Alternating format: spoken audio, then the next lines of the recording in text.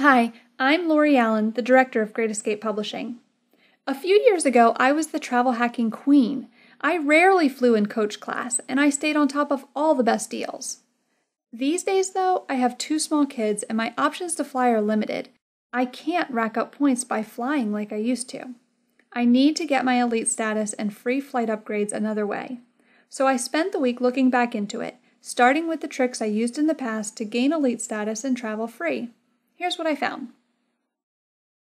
If you're simply after free flights and a vacation, and you don't care much about elite status, priority boarding, and you know you're not going to fly any one airline often enough to qualify for seat upgrades that they reserve for their most loyal customers, it's best to use a variety of different reward programs and credit cards to get the points you need.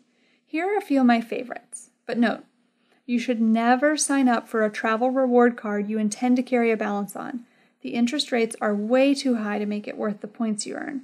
You're better off looking for a card with a lower interest rate and applying the money you're saving to your travel fund if you don't think you can pay off the balance each month.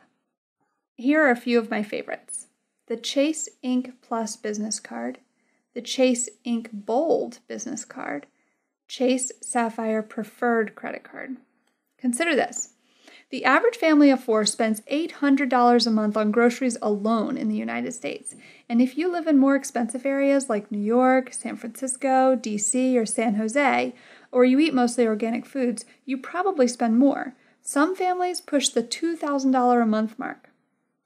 After using one of these cards to purchase just $5,000 worth of goods in 3 months, you get 50,000 bonus points in addition to those earned on what you spend. That's $625 in free travel rewards just for purchasing things you typically buy anyway. After that, it's 5 points at office supply stores, 5 points on your phone, internet, and cable services, 2 points on all your qualifying travel and dining purchases, and 1 point for every dollar you charge after that. The points then transfer at a 1-to-1 ratio to all their participating loyalty club programs like United, Southwest, Marriott, and more. Check their website at the links I've included below for a full list. And here's a little trick I picked up from my friend Chris Gilbell. Remember those 5 points you get at office supply stores? Well, if you're like me, you probably don't shop there much, but Chris suggests going there anyway to purchase things you might not think. Starbucks gift cards, for example. Right now, you would probably buy a Starbucks coffee using your credit card, and it would earn you 1 point. Buy a gift card at an office supply store, however, and use it instead of your credit card, and it'll earn you 5 points instead of 1. Pretty cool, right? And the same goes for your purchases at Home Depot, local restaurants, and more. If their gift cards are sold at Staples or any other office store, you can buy a card there first and use it to purchase whatever it is you want from these retailers. And here's something else. You don't always have to have a business to open a business credit card. You just put your social security number in the tax ID field. And note, all of these cards I've mentioned so far carry a $95 annual fee after your first year. It's waived the first year though. But even at $95, it's still a good deal if you cash in those bonus points for $625 worth of free travel. But if you don't want to carry a card with that kind of annual fee, that I totally understand, you'll need to remind yourself to cancel it before your second year. Now again, stockpiling points is our goal, and if you want free vacations, that means free hotel nights too. So here's how you can double dip on these credit card reward points. I like Hotels.com Welcome Reward Program because you don't have to be loyal to a particular brand or chain of hotels to earn your free hotel stays. Hotels.com Welcome Reward points aren't attached to how much you spend either. Simply book 10 nights through their website and you'll get a reward credit for 1 free night. As long as you spend more than $40 a night on your first 10 stays and you don't use any kind of coupon or vacation discount package to build up those 10 nights, your 11th night is free, anywhere you choose, for up to $400 a night. Again, you'll find a link to their website in the transcription of this video below.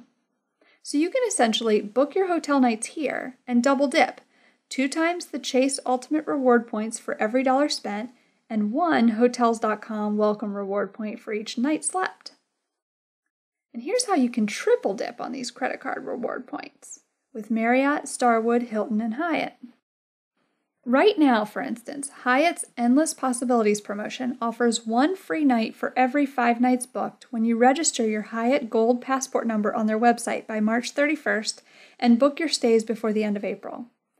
To triple dip, simply sign up for Hotels.com Welcome Rewards Club and book your Hyatt stay on their website. Then, attach your Hyatt Gold passport number to your registration and use your Chase card to pay. After 10 nights, you'll get 1 free night credit from Hotels.com, 2 free nights from Hyatt in a Category 1 to 4 room, and 2 Chase Ultimate Reward points for every dollar spent. This is really the best way I found to get free stuff. There are other ways if you want elite status, but if you just want a free vacation, it's about triple dipping and using a credit card with a big reward bonus. Not crazy about opening a credit card? I totally understand. But honestly, I didn't find any deals as great as the Chase cards.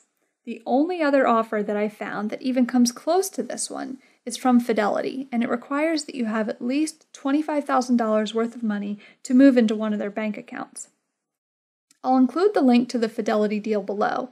They offer 15,000, 25,000, and 50,000 miles for deposits of $25,000, $50,000, and $100,000 respectively. Not bad if you have extra cash to move around, but if you don't, your only real option at this point for 50,000 or more points is through a credit card. Now, let's look at the other side of the spectrum, the traveler who wants elite status. This is me. Once you get used to a lifestyle of free first-class upgrades, it's hard to go back to coach. Free drinks, more legroom, on-demand movies, even boarding early and using priority lanes to get through security is nice. Unfortunately, the days of stockpiling points for elite status without flying are over. Not all points are created equal anymore. Some points are just points, while others, qualifying points they call them, work towards building your elite status with an airline. The 50,000 points you get from Chase credit cards I told you about, for example, aren't elite status qualifying points, so they don't count towards your climb up the ladder from silver, gold to platinum status. What's worse, some airlines like Delta and United just announced this year that in addition to qualifying points, you also need to spend a minimum amount of money with their airline to qualify for elite status. Though you might qualify for a waiver if you own their brand-specific credit card. If you don't rack up enough miles flying, then your options are limited. You can buy qualifying miles from your airline from anywhere from 3 cents to 10 cents a piece, which would basically mean 10,000 qualifying miles might cost you anywhere from $300 to $1,075. Or you can sign up for one of these credit cards and meet their minimum spend requirements to get the qualifying miles. I'll include a list with links to their website in the transcription of this video below. The best way to start is to look at where you want to go this year and decide what it is you want when you travel. If you know you're going to Florida, Los Angeles, and Nebraska, let's say, use a low-cost flight comparison website like Kayak.com to see who flies there and offers the best deals. If the best flight prices come from a single airline, you might consider a loyalty club program with that airline and their brand-specific credit card. Brand-specific cards might not offer you the 50,000 points like the Chase cards do, but they do offer other benefits like priority boarding and waived checked bag fees that could make it worth it. If, however, flights are all over the place and loyalty doesn't make sense, stockpiling points from credit card and other offers might make more sense. You can cash them in later for free flights to Hawaii, Europe, and Fiji. And know this, reward point offers come and go throughout the year, and a lot of them are worth tracking.